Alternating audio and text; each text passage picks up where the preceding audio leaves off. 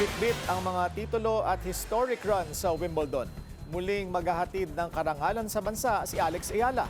Kumpirmado ng pasok ang Pinay tennis star sa main draw ng US Open. Narito ang agenda report ni Zeus Valdez ng Abante. Muling masusubukan si Alex Ayala sa higit pang mataas na antas ng kompetisyon. Kinumpirma ang pagkakasama ng 21-year-old na Filipina sa main draw entry list ng 2026 US Open na gaganapin mula August 30 hanggang September 13 sa New York. Makakasabay ni Ayala ang ilan sa pinakamalalaking pangalan sa women's tennis, kabilang sina reigning champion Aryna Sabalenka, Coco Gauff, Iga Swiatek, Jessica Pegula, Elina Rybakina at Mira Andreeva. Ikalawang sunod na pagkakataon na makakalaro si Ayala sa main draw ng US Open. Noong nakaraang taon nakapagdala siya ng kanyang kauna-unahang panalo sa isang Grand Slam main draw matapos talunin ng Dane na si Clara Tauson.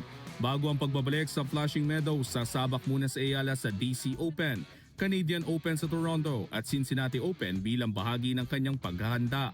Papasok siya sa US Open matapos ang isa sa pinakamagandang season ng kanyang profesional na karera.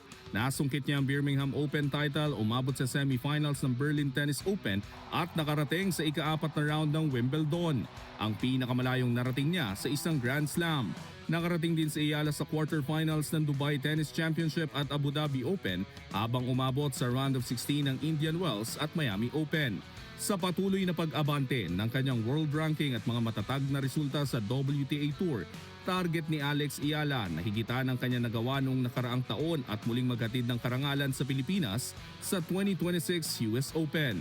Para sa agenda, Zeus Valdez, Abante.